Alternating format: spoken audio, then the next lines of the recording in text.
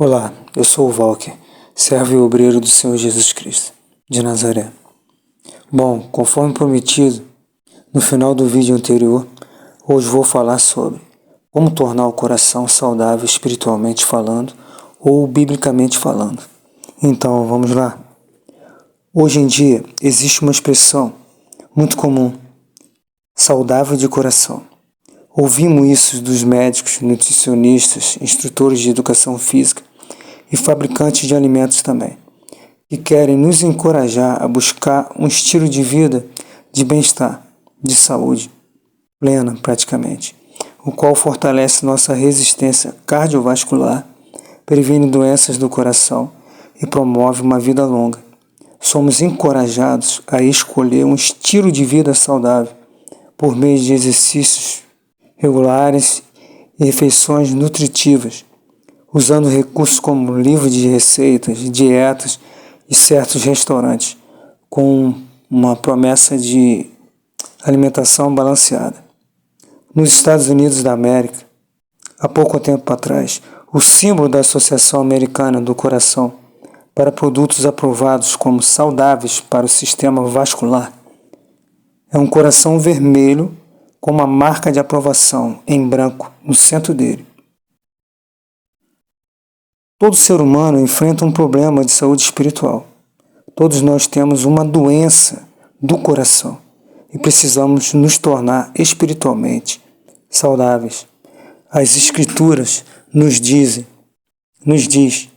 claramente, em Jeremias, capítulo 17, versículo 9: enganoso é o coração, mais do que todas as coisas, e perverso, quem o conhecerá? Embora nosso coração seja o centro de todo o nosso ser, muitas pessoas não entendem verdadeiramente o coração e como ele funciona. Jesus Cristo de Nazaré veio ao mundo não somente para nos revelar o Pai, o Deus Pai Todo-Poderoso, mas também para se revelar a cada um de nós. Ele quer que entendamos a natureza do nosso coração e como isso afeta nosso relacionamento com Deus Pai Todo-Poderoso e com outros seres humanos, assim como com todo o curso, o caminhar da nossa vida.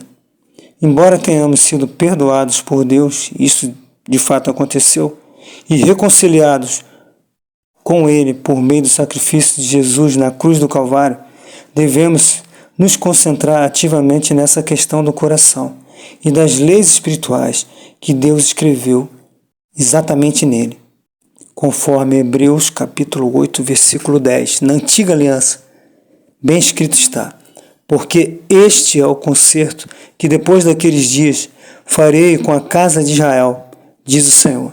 Porei as minhas leis no seu entendimento e em seu coração as escreverei. E eu lhes serei por Deus e eles me serão por povo. Tudo isso a fim de que conheçamos a plenitude de vida que Ele deseja para todos nós. Como diz na palavra também, em relação à questão da estatura do varão perfeito.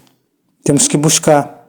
Já há uma declaração, o Espírito Santo declara claramente que a estatura de varão perfeito é o fruto do Espírito, a palavra rema, que é a palavra revelada, e o poder de Deus, como o apóstolo Paulo, em sua primeira carta aos Coríntios, capítulo 4, versículo 20, ele vai deixar bem claro: meu reino não consiste em palavras, mas em poder. Então, questões do coração, muitas das vezes, vão nos impedir de superar os problemas e alguns impedimentos que acontecerão no curso de toda a nossa vida. Deus quer que experimentemos uma transformação do coração, que nos tornará sãos de novo. Conforme foi falado no vídeo anterior, todas as questões de ordem espiritual, mental e emocional, e muitas das vezes de ordem física, elas estão enraizadas no coração. A Escritura vai nos encorajar a termos uma vida espiritual com um coração saudável, obtendo o selo de aprovação de Deus para a condição do nosso coração, um coração espiritualmente forte, ele vai nos capacitar a sermos tudo que Deus nos criou para sermos e a cumprirmos sua vontade nos momentos críticos que vivermos. Precisamos, portanto, fazer uma dieta regular da Palavra de Deus e exercitar princípios e direções espirituais específicos relacionados ao nosso coração, a fim de proporcionar bem-estar ao nosso ser interior, ou seja, ao homem interior, como o apóstolo Paulo fala na poderosa Palavra de Deus. Um coração espiritualmente saudável é nosso meio de comunicação sobrenatural com Deus, com esse Deus que é sobrenatural e com seus propósitos. Então, o que brota do coração? O que nasce do coração?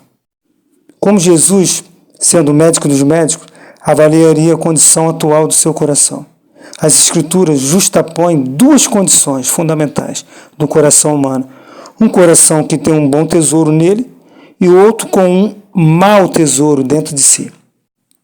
Conforme o amado médico Lucas, capítulo 6, versículo 45, vai nos dizer: o homem bom, do bom tesouro do seu coração, tira o bem, e o homem mau, do mau tesouro do seu coração, tira o mal, porque da abundância do seu coração fala a boca.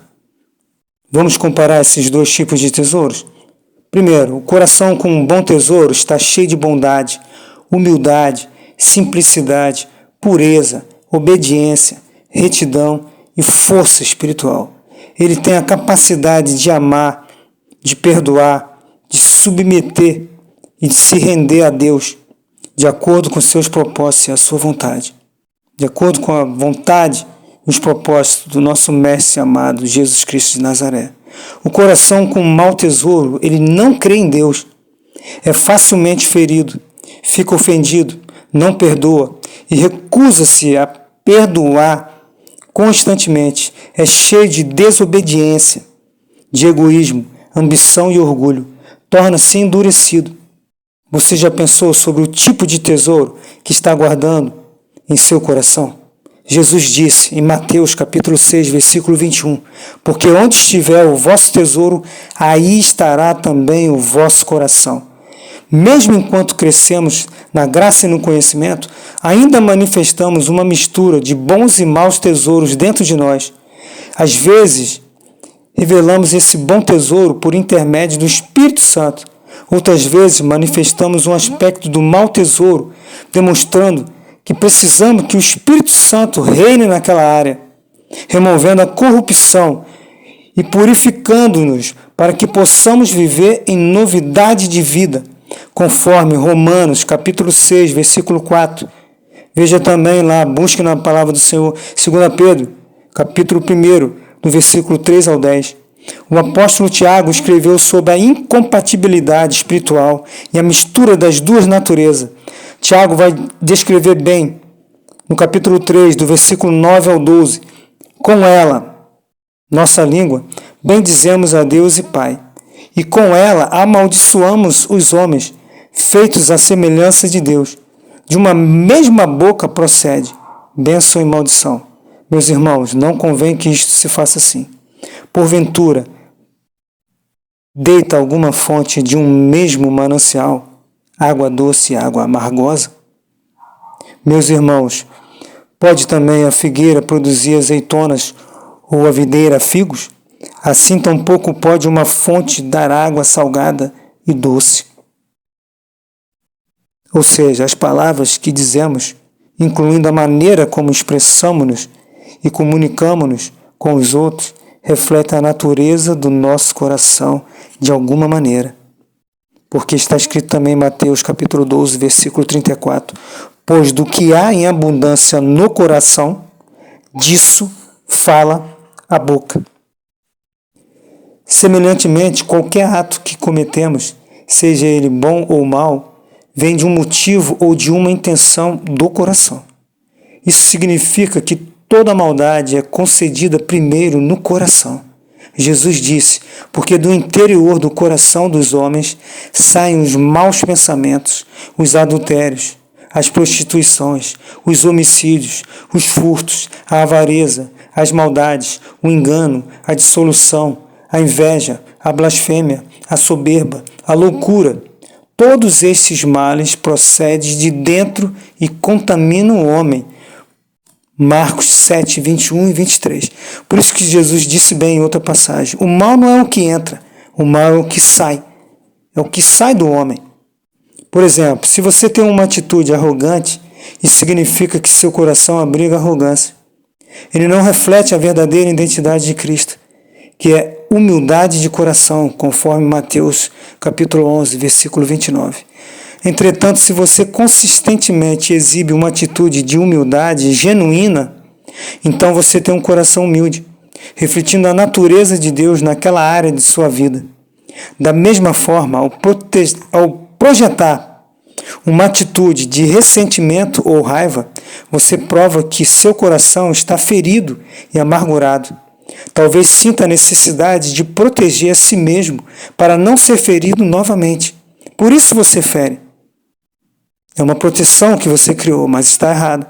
Por esse motivo você ataca os outros. Ou se você é insensível às necessidades de sua família e ao nítido sofrimento humano ao seu redor, isso mostra que você tem um coração endurecido, um coração de pedra.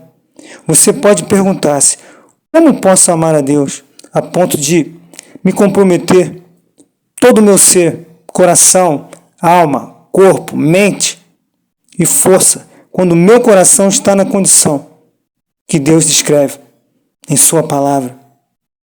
Ele está nesse momento fazendo essa conjectura em relação ao nosso coração, à condição do nosso coração.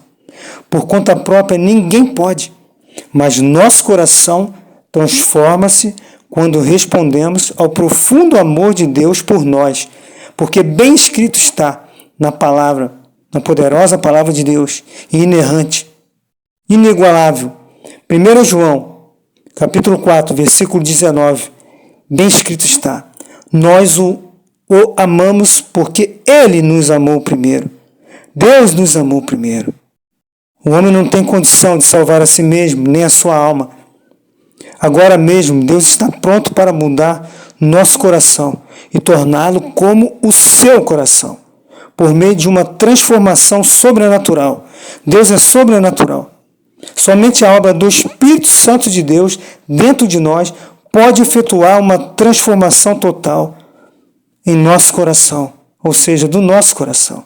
E sabemos que nosso coração também é a chave para a nossa alma, mente e força. Deus quer que nos rendamos a Ele e que ativamente cooperemos no processo de transformação do nosso coração. O segredo está no coração. A Bíblia nunca foi razão. O culto é racional, mas a Bíblia não é razão. A Bíblia é coração, não no sentido de sentimento, mas no sentido das leis, dos mandamentos, dos estatutos, dos juízos de Deus, dos seus decretos, das suas alianças. Essa transformação começa com o novo nascimento. É só observarmos bem em João, capítulo 3, do versículo 3 ao 7. E continua ao longo da nossa vida, ao longo da nossa caminhada com o Pai, com o Filho, com o Espírito Santo de Deus, o Deus vivo de Israel. Vai continuar até a sua vinda. À medida que diariamente crescemos na graça e no conhecimento, a fim de parecermos cada vez mais com o nosso Mestre, nosso Senhor, o nosso Rei que virá em breve. Parecermos muito mais com Cristo Jesus, com o nosso Senhor. Amém? Não se esqueça de deixar o seu like, que é exatamente tocar neste polegarzinho logo abaixo do vídeo. Isto me motiva, me incentiva a trazer mais conteúdo para vocês.